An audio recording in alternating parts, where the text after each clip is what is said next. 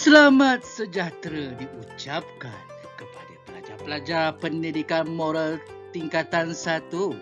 Hari ini, Cikgu Khairul nak kamu semua mempelajari unit 15 iaitu Peratuhi Peraturan Sekolah. Pembelajaran ini disampaikan oleh Cikgu Khairul. Murid-murid jangan lupa tekan button like, sharekan video ini kepada rakan anda dan tekan button subscribe. Jom belajar, jom. Baiklah murid-murid, kita mempelajari tentang kesan jika murid melanggar peraturan sekolah. Okey, dan kesan jika sekolah itu tak ada peraturan sekolah. Apakah kesannya kalau sekolah tak ada peraturan? Okey, maksud peraturan ni tak ada undang-undang. Tiada orang kata arahan untuk murid ikut. Okey, maksudnya murid boleh datang sekolah buat apa saja. Okey, kita tengok kesan dia. Yang pertama dari sudut persekitaran sekolah. Okey, sekolah kita akan jadi kotor. Okey, sekolah kita akan jadi kotor. Kelas yang kita belajar akan bersepah dengan sampah, kursi meja tak tersusun. Ini kalau tak ada peraturan di sekolah. Murid sewenang-wenangnya membuang sampah, tidak menjaga kelas dengan bersih. Itu kalau tak ada peraturan. Tetapi situasi ini pelik di rumah. Di rumah pandai pula jaga kebersihan, tetapi di kawasan sekolah anda tidak reti nak menjaga kebersihan kelas dan juga sekolah.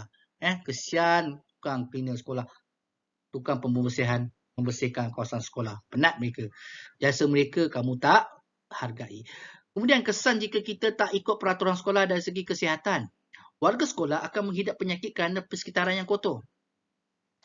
Untuk makluman murid-murid, sikap kita yang tak bertanggungjawab ini, orang lain menjadi mangsa. Bahkan kamu sendiri pun akan menerima kesan sampingan. Kesan terhadap perbuatan anda sendiri. Contohnya lah, kalau kita tak sekolah itu tiada peraturan sekolah, bila sekolah itu kotor, dipenuhi sampah, maka akan wujudnya vektor ataupun serangga ataupun haiwan perosak seperti tikus, yang mana mereka boleh menyebabkan kita mendapat penyakit. Selain itu, kawasan kita yang terdedah kepada pencemaran juga boleh menyebabkan kita menjadi dapat penyakit yang berbahaya lah. Contohnya pelajar ni pengsan, akibat keracunan, akibat bahan kimia yang datang ke sekolah itu melalui pembawaan udara. Contohnya kes ini berlaku di Sungai King Pasir Gudang. Ramai pelajar yang pengsan dan dibawakan ke hospital secara emergency. Jadi ini adalah kalau tak ada peraturan sekolah. Diikuti pula dengan suasana persekitaran yang tercemar. Jadi yang menjadi mangsanya lah warga sekolah. Warga sekolah itu siapa? Kalau tak lain bukan ialah murid-murid sekolah sendiri.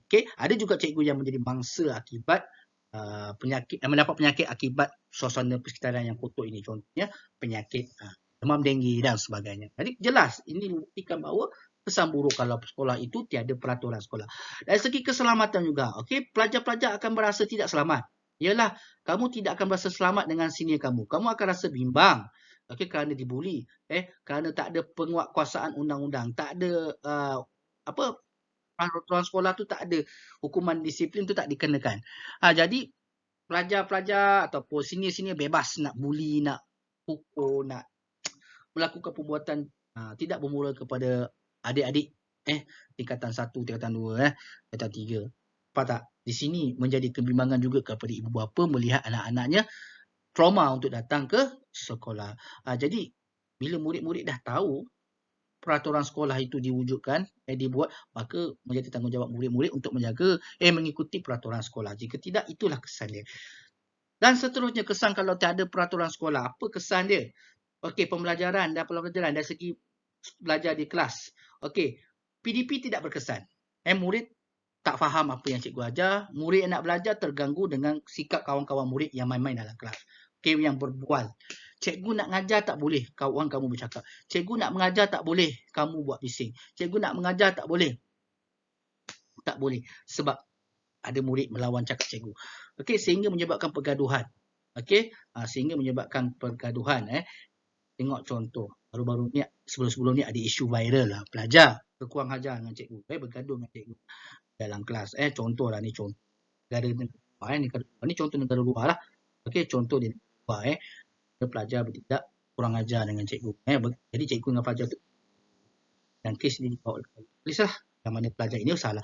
Begitu juga dengan pelajar perempuan pun tidak kurang dahsyat di mana pelajar perempuan bertindak biadab dengan cikgu. Nampak? Menunjukkan punggung ke cikgu. Okey, membawa batang penyapu pukul cikgu. Ini pelajar perempuan. Ini pun sama dekat luar negara, bukan di Malaysia. Nampak tak? Sikap-sikap ini tak perlu dibuat. Tak sepatutnya dia buat oleh pelajar. Tetapi sekiranya sekolah itu tak ada peraturan, maka pelajar bebas untuk melakukan apa saja. Okey, dan dari sudut disiplin. Okey, kalau tak ada disiplin kat sekolah, pergaduhan mudah berlaku. Conteng dinding, rosakkan meja, patahkan kursi mudah berlaku. Barang-barang anda mudah dicuri. Dan kes buli berjela-jela semakin menjadi-jadi. Dan jenis pelbagai salah laku banyak. Sehingga mengganggu kesejahteraan hidup warga sekolah. Saya cakap sekali lagi, sehingga mengganggu kesejahteraan hidup warga sekolah. Maksudnya, ganggu orang lain, ganggu cikgu, ganggu murid-murid yang lain. Nampak tak? Jadi, itulah kesan buruk kalau sekolah itu tak ada peraturan. Jadi kamu kena bersyukur bahawa sekolah kita mempunyai peraturan dan peraturan itu harus diikuti. Siapa dalam kalangan murid-murid yang melanggar peraturan sekolah, maka jika siasatan dilakukan, murid didapati bersalah, mereka akan dikenakan tindakan disiplin mengikut kesalahan yang dilakukan. Baiklah, seterusnya kita pergi kepada kepentingan peraturan sekolah. Apa kebaikan peraturan sekolah kepada murid-murid? Yang pertama, murid-murid dapat mengekalkan keharmonian dan kesejahteraan hidup warga sekolah. Warga sekolah seperti murid, guru, dapat menjalani kehidupan yang harmoni dan sejahtera hidup ketika kita belajar di sekolah. Kamu akan seronok belajar di sekolah kerana mempunyai rakan-rakan yang baik dan bermoral. Di samping kamu menghormati warga sekolah yang lain seperti guru, tukang cleaner, tukang kebun, penjual makanan di kantin dan sebagainya. Selain itu, peraturan sekolah membentuk kita akhlak yang terpuji. Membentuk sikap yang baik, terpuji dan melatih diri kita untuk berdisiplin. Bila kita mempunyai akhlak yang baik, kita akan menghormati sesiapa saja yang datang. Kita akan menghormati pelawat yang datang ke sekolah kita. Kita akan menyayangi guru-guru kita. Kita akan membantu rakan-rakan, guru-guru dan semua sekali yang mana mereka ada di sekolah. Itulah yang kita amalkan dengan sikap terpuji. Seperti menolong cikgu angkat buku. Mengucapkan selamat sejahtera kepada tetamu, membantu ibu bapa yang nak berurusan dengan sekolah dan sebagainya. Selain itu juga, kepentingan peraturan sekolah ialah direalisasikan daripada falsafah pendidikan kekuasaan untuk apa? Untuk melatih murid-murid untuk menjadi rakyat Malaysia yang berakhlak baik. Maksudnya ada sikap yang baik dan puji. Mempunyai akhlak dan tingkah laku bermoral serta etika dalam kehidupan yang menjamin kehidupan yang baik di samping mewujudkan suasana aman dan harmoni dalam kalangan masyarakat. Selain itu, peraturan sekolah juga melicingkan proses pengajaran dan pembelajaran di dalam kelas. Murid-murid, kamu belajar di sekolah, kamu belajar di dalam kelas, kamu akan rasa aman. Kamu akan rasa faham apa belajar. Kerana kamu mendengar arahan yang guru ajar. Kerana kamu mendengar fokus ketika cikgu sedang mengajar. Kerana kamu menyiapkan latihan yang diberikan oleh cikgu. So, secara tidak langsung kamu akan memahami. Kalau kamu tak faham pelajaran, kamu akan tanya guru akan tunjukkan dan kamu memahami apa yang dipelajari dan akhirnya memperoleh keputusan yang cemerlang. Dan yang terakhir ialah kepentingan peraturan sekolah ialah memupuk perpaduan antara kaum. Tidak kiralah kawan-kawan kita itu keturunan kaum apa, tetapi secara tidak langsung kita dapat mewujudkan sikap perpaduan dalam kalangan murid-murid di samping bertoleransi, tidak pentingkan diri sendiri antara satu sama lain, antara murid dengan guru, antara murid dengan murid-murid yang lain. Oleh itu, murid-murid dikendaki untuk mematuhi peraturan sekolah. Seterusnya kita pergi kepada contoh peraturan sekolah. Ini adalah sebahagian peraturan sekolah. Sebahagian peraturan sekolah yang wajib pelajar ikuti. Baik, ingat bahawa tanpa peraturan sekolah akan berlaku kesan buruk kepada sekolah tersebut dan juga kepada warga sekolah.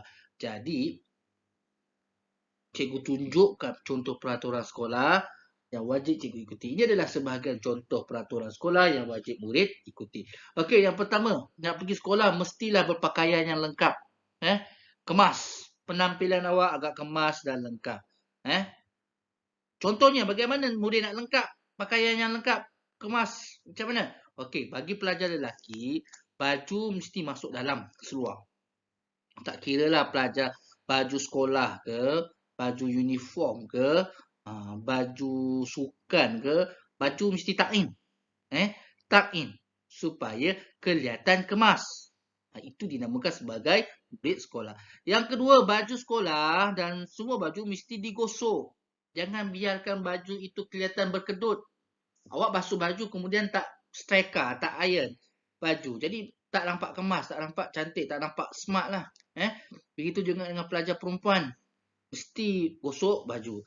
Yang ketiga, pakai stokin kaki. Awak pakai kasut sekolah yang dah dibasuh, make sure use stokin. Okey, gunakan stokin kaki itu.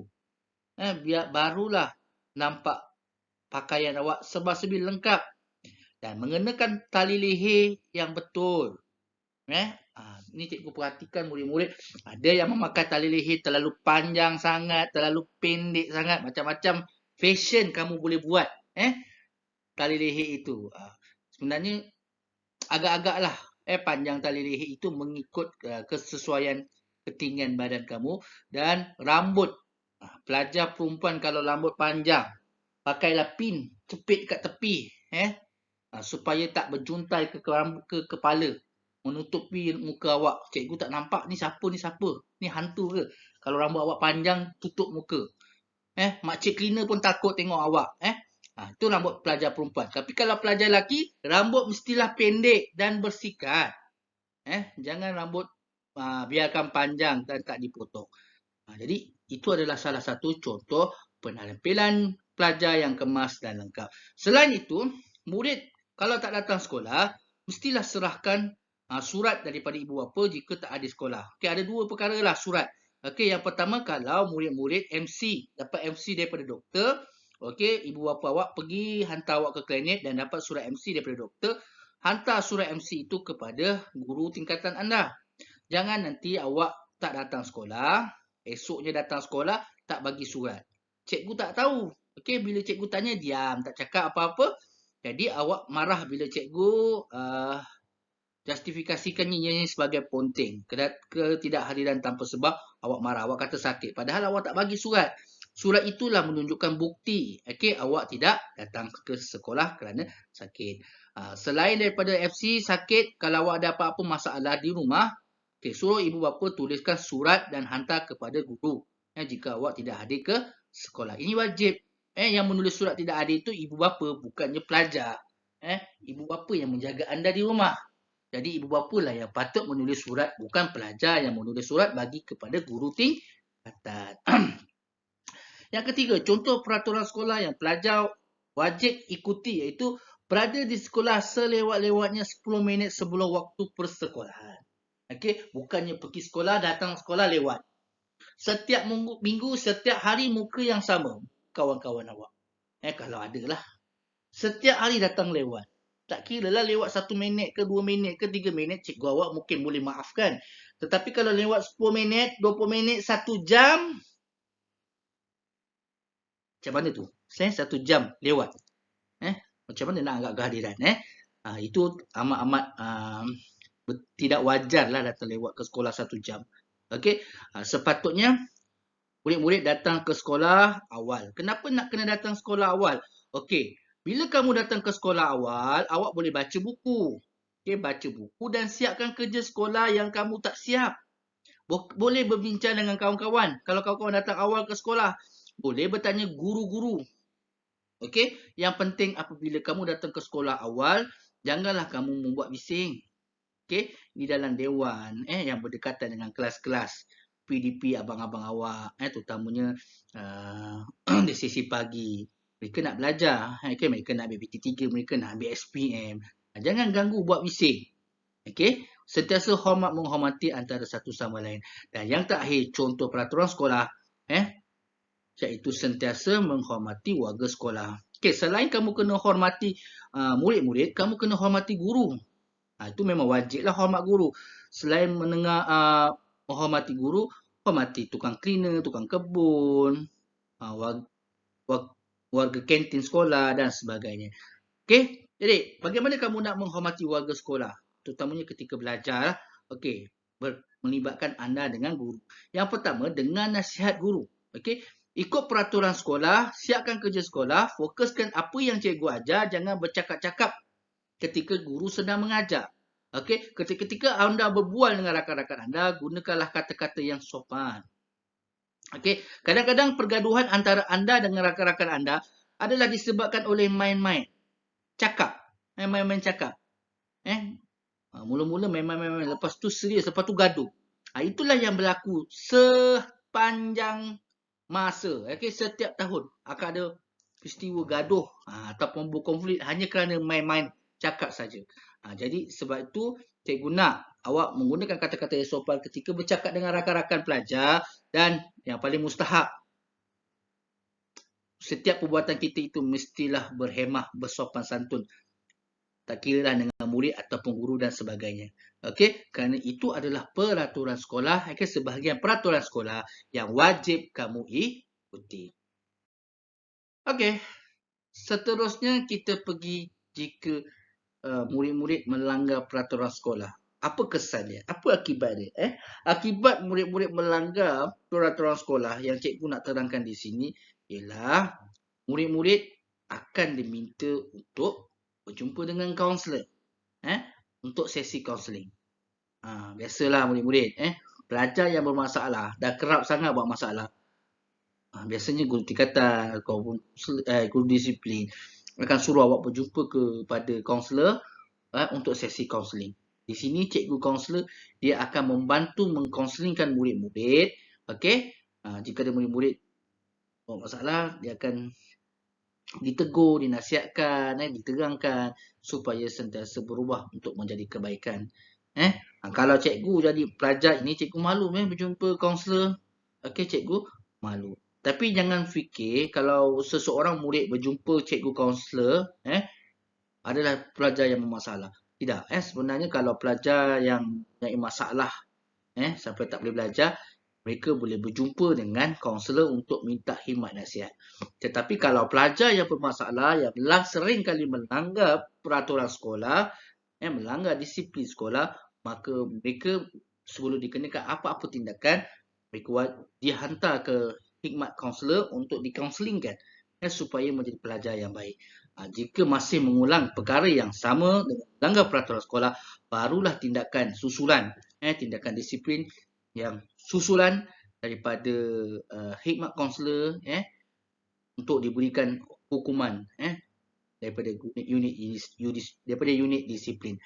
Oleh itu janganlah sesekali murid melanggar peraturan sekolah. Yang kedua, murid-murid yang selalu melanggar peraturan sekolah, biasanya pelajar, guru-guru ataupun pihak sekolah akan mengumpulkan pelajar-pelajar yang bermasalah. Okey, supaya apa? Supaya mereka terlibat dalam program ceramah ataupun program kesedaran yang berkaitan dengan pembentukan sahsiah, yang berkaitan dengan jati diri, yang berkaitan dengan tingkah laku yang bermoral. Okey, jadi semua pelajar bermasalah ni dikumpulkan. Sebagai contohlah, cikgu bagi contoh. Ada satu sekolah dia buat kumpulkan pelajar bermasalah, hantar program ke luar sekolah, iaitu program melawat penjara. Pergilah hantar mana-mana penjara. Okey, berbual dengan orang-orang di sana. Okey, dan pihak penjara dia akan mengadakan kempen, dia akan ada buat program. Okey, untuk pelajar. Ditunjukkan cara sebat penjenayah macam mana, banduan tu macam mana. Sebenarnya takut kalau kita duduk dalam penjara sunyi, kalau seorang-seorang ke penjara tu sunyi. Jadi tak kisahlah program itu dan ceramah itu nak dilakukan sama ada di sekolah ke, kat mana-mana ke, yang penting murid dapat mengubah diri mereka untuk sentiasa mematuhi peraturan sekolah. Selain itu, kalau murid degil juga, murid-murid ni degil juga, barulah sekolah, guru disiplin mengambil pendekatan seperti mengenakan hukuman iaitu mendenda dan merotan. Okey. Cikgu biasanya akan bagi awak denda. Denda lah ni. Ni tak nak buat kerja sekolah, bising dalam kelas, minta bantuan guru disiplin. Okey. Denda macam ini kan. Tengok kawan-kawan kita ni kan. Okey. Sambil ketuk ketampi konon-konon je lah. Tapi ni abang-abang awak ni macam suka saja saya tengok gembira saja sebenarnya tak boleh sebenarnya tak boleh malu kita malu cikgu bukan nak sangat denda awak tapi untuk pengajaran anda jika tidak barulah hukuman rotan dikenakan kalau dah terlalu kerap sangat kesalahan kecil sehingga menyebabkan dikumpul-kumpul menjadi serius menjadi banyak boleh dikenakan tindakan rotan dan akhir sekali gantung atau dibuang sekolah. Ini sangat bahayalah.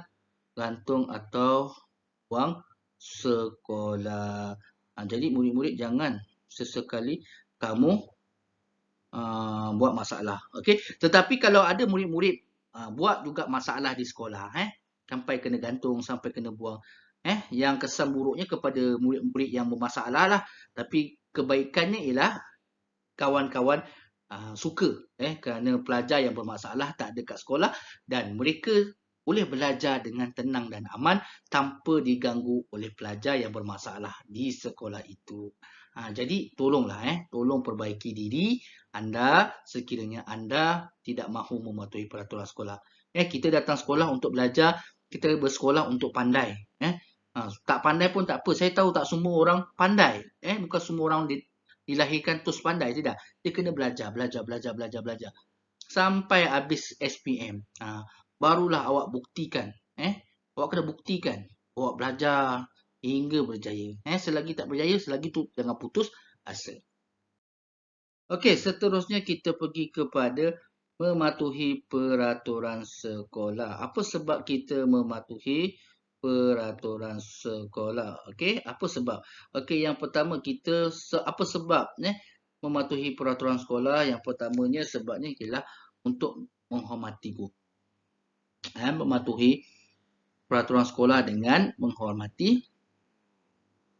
Okey, itu sebab dia lah kenapa kita mesti mematuhi peraturan sekolah. Yang kedua, apa sebab kita mesti mematuhi peraturan sekolah? Supaya melatih kita untuk menghargai masa. Okey, yang pertama tadi menghormati guru sebab dalam kelas kita belajar bersama guru. Bukan kita belajar bersama ibu dan ayah kita. Bukan kita belajar bersama abang dan kakak kita di dalam sekolah, di dalam kelas. Okey, kita bersama dengan murid-murid, kita bersama dengan guru-guru. Jadi kita belajar bersama guru, warga sekolah. Jadi orang pertama yang paling awak perlu hormat ialah guru. Guru-guru anda. Okey? Disusuli dengan menghormati murid-murid yang lain. Bila awak dah pandai menghormati orang, maka awak kena hargai masa. Masa yang ada ketika anda bersama-sama dengan murid dan guru. Cikgu tahu, cikgu yakin anda dengan murid fikir, main-main. Macam budak-budak nak main kejar-kejar. Sebenarnya aktiviti itu sebenarnya membuang masa. Waste time, waste your time. Okey, apakah masalah kalau kamu membuang masa? Kamu buang masa dengan perkara-perkara yang tidak faedah.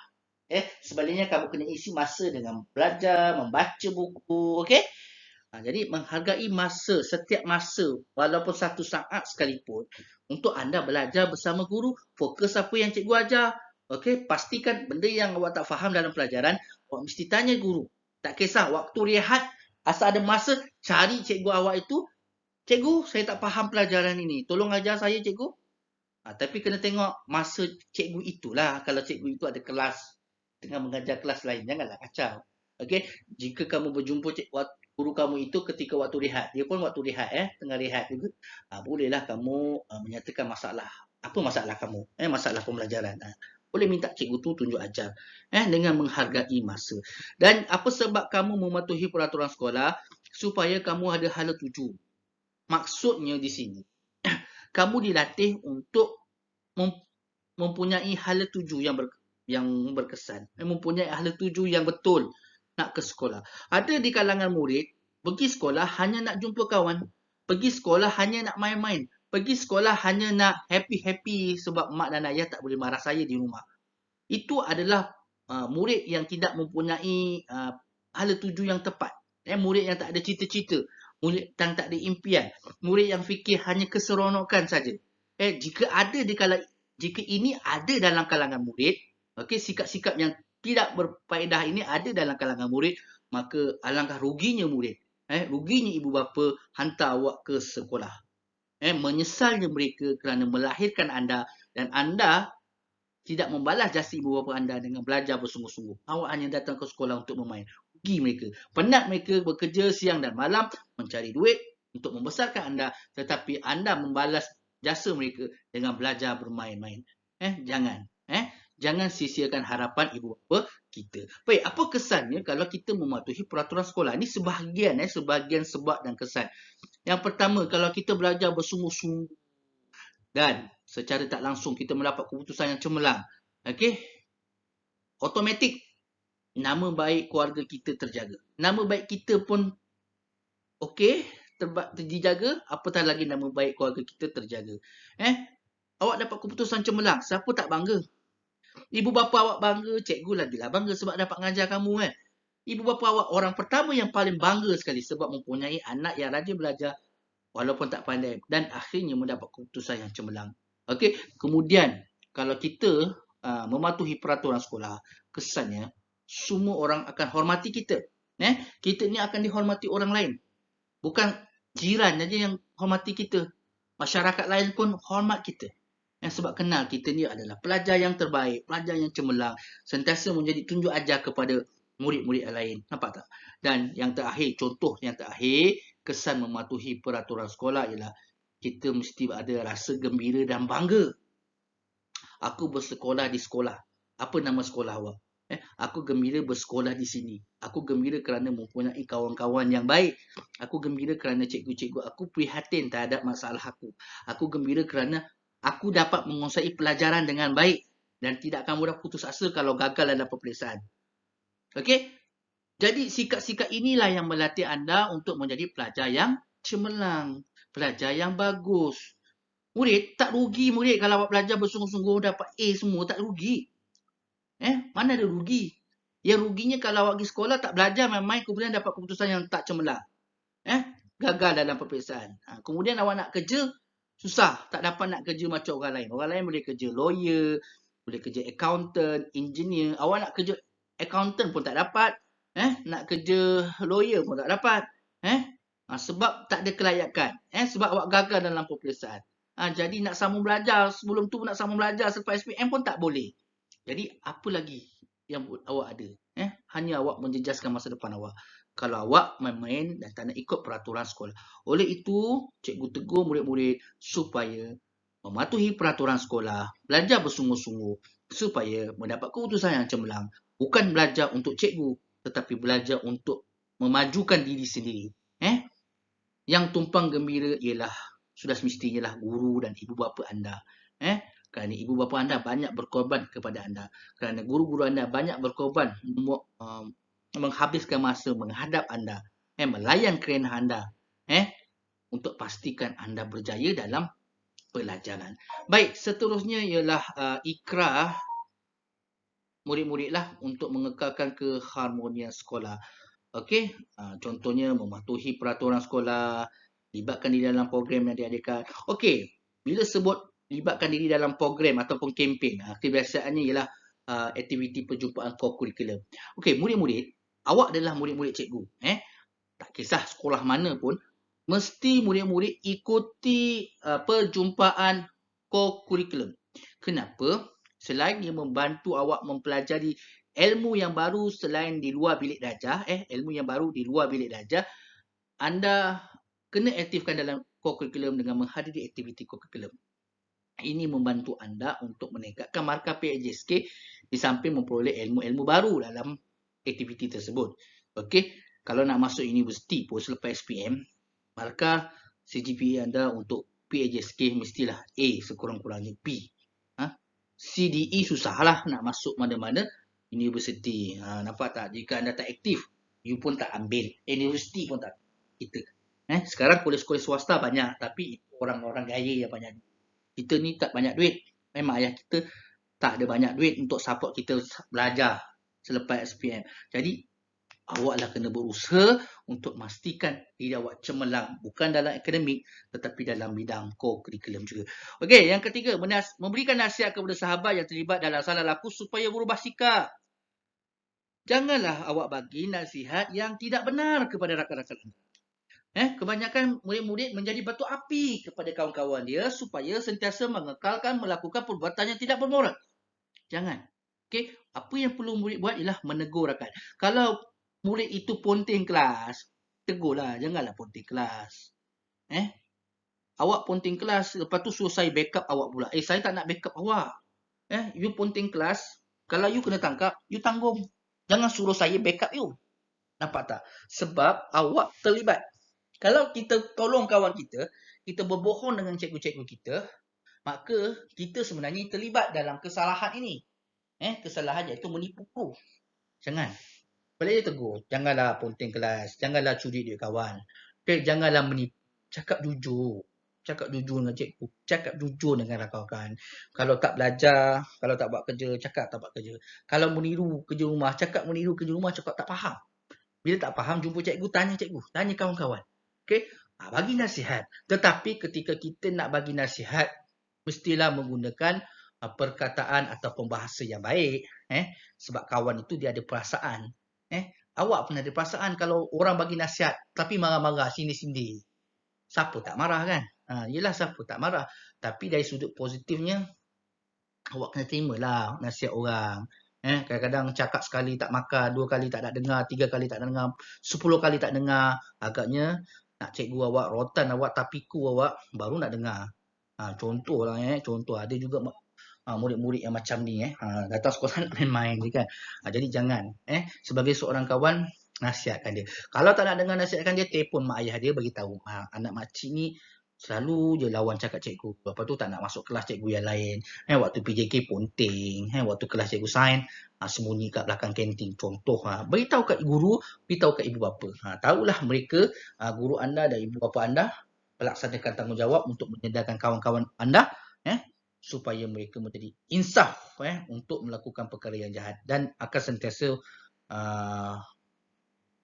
bertaubat dan buat perkara yang baik. Seterusnya, bergaul mesra dengan warga sekolah. Senang je, jumpa orang bagi salam. Selamat sejahtera cikgu. Selamat pagi cikgu. Cikgu dah makan? Ucaplah seperti itu. Cikgu nampak cantik hari ini. Boleh saya tolong cikgu angkat buku? Kenapa? Kesian cikgu. Besar buku tu. Banyak. Berat tu. Tolonglah cikgu awak. Beramah mesra, bergaul mesra ni, bercakap dengan sopan, peramah, rajin bercakap, rajin ajak berbual. Tak kisahlah cikgu awak tu, kawan awak tu kaum lelaki ke, kaum perempuan ke, kaum Melayu ke, kaum Cina ke, tak kisah kaum apa.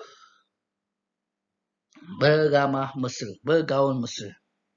Kadang-kadang cikgu anda itu orang Melayu tapi dialek lain dialek. Awak nak belajar sesuatu bahasa. Beraul mesra, sentiasa berbual. Buat yang positif lah. Nampak? Di sini dapat mengeratkan hubungan silaturahim antara guru dan murid. Nampak tak?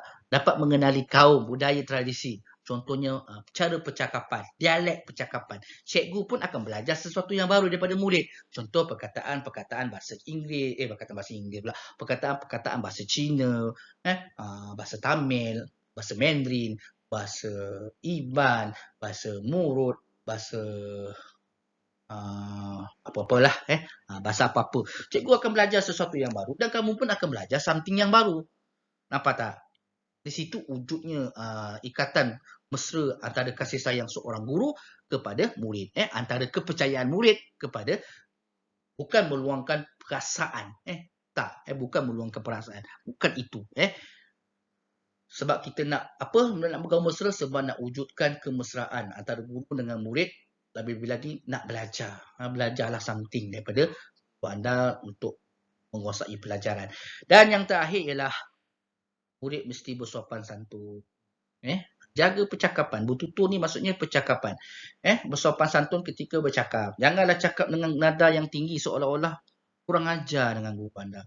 Seolah-olah boleh menyinggung perasaan orang lain. Awak jerit-jerit. Kesian member tu. Kawan tu sian. Kawan awak pelajar perempuan. Awak sergah-sergah dia. Saya tahu kebanyakan pelajar lelaki, tak kisahlah pelajar lelaki ke perempuan sekarang ni sama, suka meninggi-tinggikan suara, suka cakap menjerit-jerit. Kesian kawan tu. Nak cabut telinga.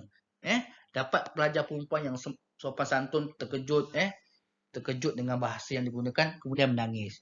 Kemudian report kepada guru disiplin. Itu dia boleh dilibatkan sebagai kes buli sebenarnya. Main cakap-cakap ni, mengejek-ngejek nama ayah, mengejek-ngejek. Mengejek tu ialah salah satu kesalahan dari percakapan yang tak sopan. Saya tahu ketika anda dalam umur remaja ni, perbuatan mengejek-mengejek ni dah sebati agaknya dalam jiwa murid. Sebab itu bila jumpa kes bergaduh, isu bergaduh, berpunca daripada bercakap.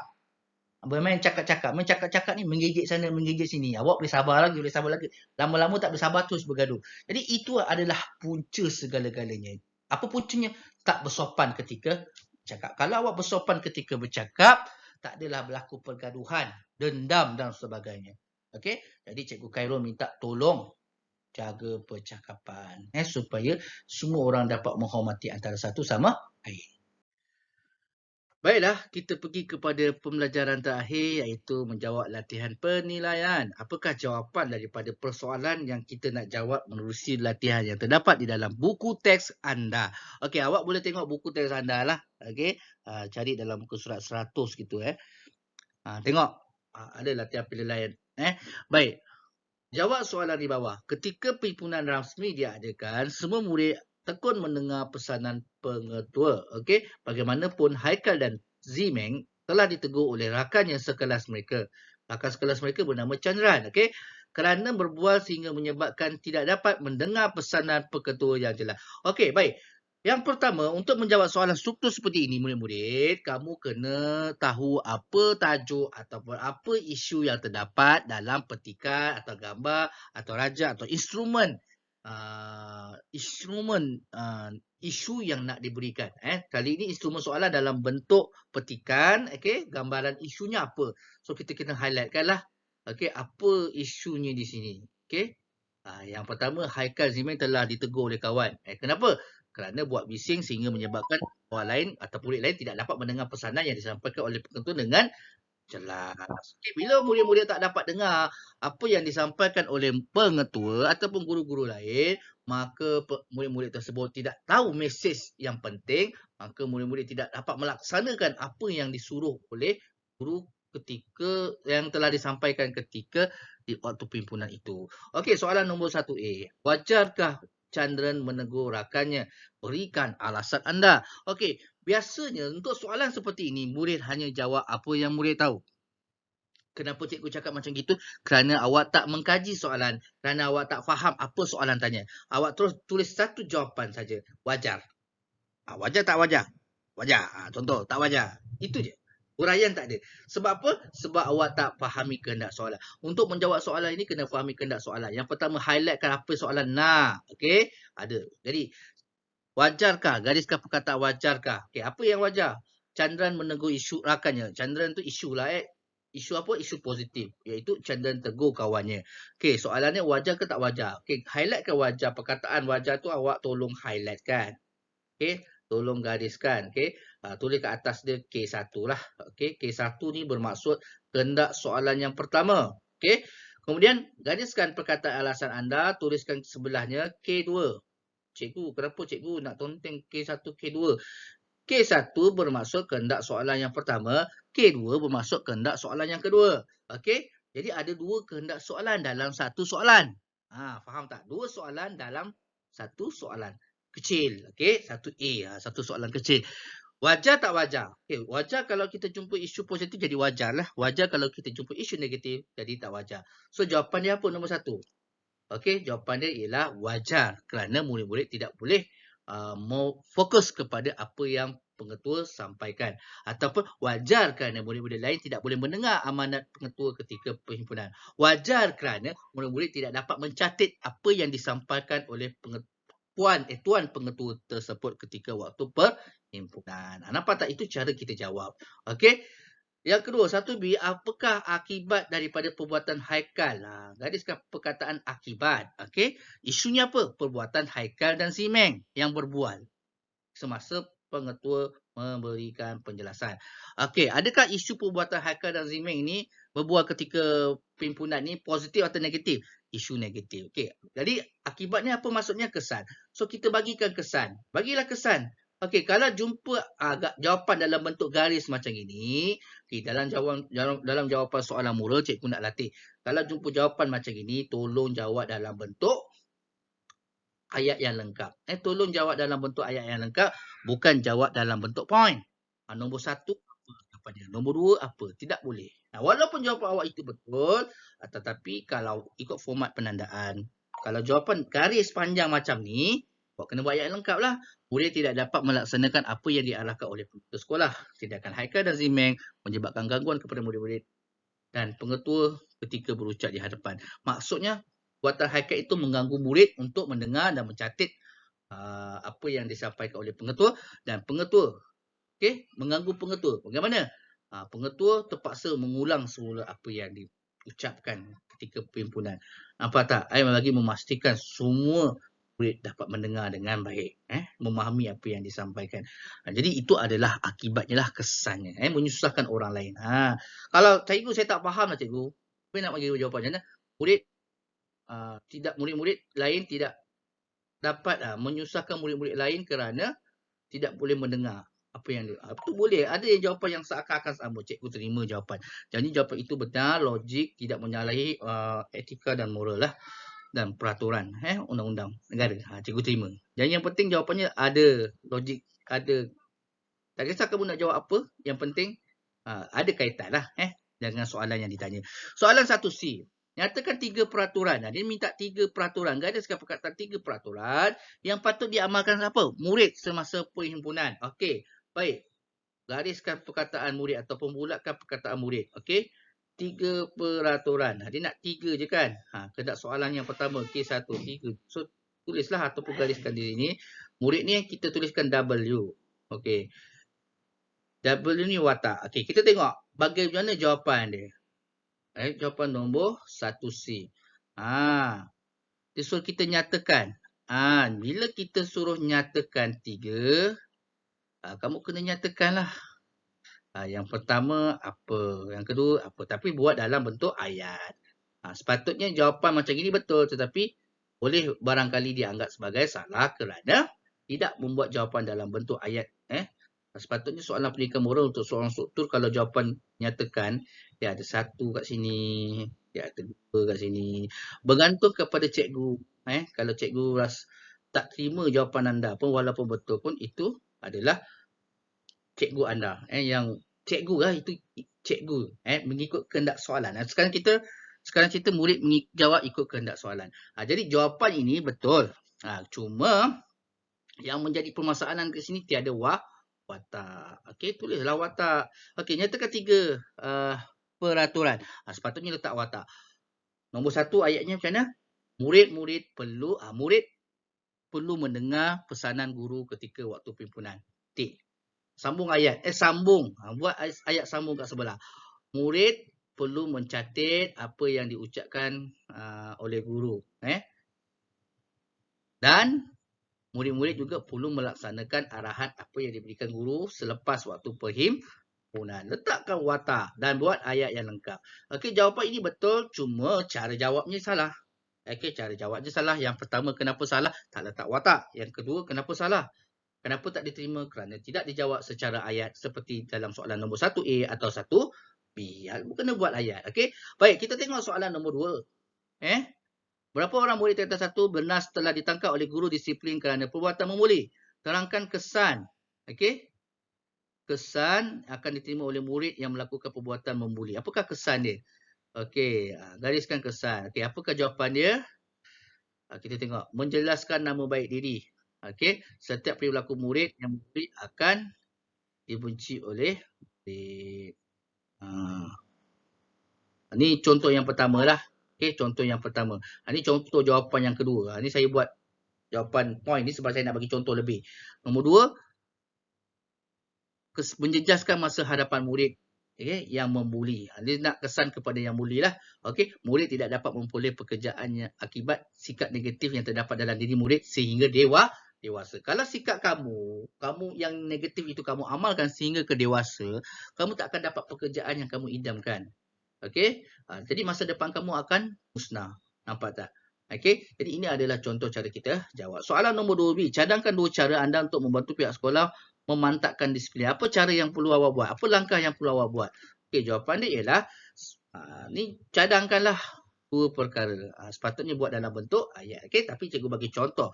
Okey, saya menegur perilaku murid yang melanggar peraturan sekolah supaya berubah menjadi pelajar bermoral. Okey, sambung ayat di sini. Selain itu, okey, saya akan memaklumkan perbuatan yang menyalahi peraturan sekolah yang dilakukan oleh murid kepada guru disiplin. Tengok kepada kehendak soalan. Okey, di dalam buku teks ini, dia punya jawapan dia ialah bentuk garis macam ini. Jadi, kehendak soalan dia kenalah buat dalam ayat yang penuh. Okey, kalau murid tidak pandai nak buat ayat, kamu cantumkan saja saya kat sini. Seterusnya saya. Ataupun kalau tak pandai penanda wacana, tulis saya akan memaklumkan. Sambung saja ayat. Jadilah jawapan ayat yang lengkap, bukan jawapan ayat point. Okey. Baik. Nombor 3, berdasarkan kempen di bawah, bincangkan 2 kepentingan kempen yang diadakan di sekolah. Okey, dia nak kempen kepentingan kempen. Ada 3 kempen. Banyak pula soalan ni. Kempen sifar vandalisme, maksudnya tak ada berlaku kes vandalism. Kempen anti plagiat. Plagiat ni ada murid yang tidak faham kan. Okey, plagiat ni bermaksudnya meniru. Meniru dalam exam, meniru dalam ujian. Dan kempen jauhi buli. Buli ni adalah salah satu gejala negatif ataupun jenayah lah. Jadi apakah jawapan dia? Okey, kita tengok nombor 3. Semua kena jawab dalam ayat. Okey, kempen sifar vandalisme. Harta benda dapat digunakan oleh murid-murid lain dan letak sini ayat perkataan dan. Okey, dan murid-murid bertanggungjawab memelihara peralatan dan kemudahan yang terdapat di sekolah. Barulah betul. Okey, barulah betul jawapan ini. Okey, seterusnya kempen anti plagiat. Melahirkan murid-murid dan jujur ketika menjawab soalan peperiksaan dan sambung ayat murid ni selepas dan murid dapat mengetahui setiap tahap penguasaan ketika menjawab soalan peperiksaan. Kempen seterusnya ialah jauhi buli. Dapat melahirkan, kempen ini dapat melahirkan murid-murid untuk tidak terlibat dalam jenayah buli dan murid dapat mengetahui kesan sekiranya terlibat dalam jenayah buli. Buat satu ayat yang lengkap. Okey, ini adalah jawapan yang betul, cuma cara jawab itu salah. Berkemungkinan kamu tak akan dapat markah. Berkemungkinan kamu tak dapat markah. Tapi cikgu bagi jawapan point ini supaya kamu nampak cara kamu nak menjawab. Okey, murid-murid. Sampai di sini saja pembelajaran kita. Sekiranya murid-murid tidak faham, kamu boleh tanya cikgu. Okey, dan sekiranya murid-murid dah jawab tapi salah, boleh buat pembelaan dalam buku latihan. Okeylah murid-murid, sampai sini saja pembelajaran kita. Jadi, kita murid-murid untuk siapkan latihan yang telah cikgu berikan. Jangan lupa murid-murid tekan button like, sharekan video ini dan tekan button subscribe.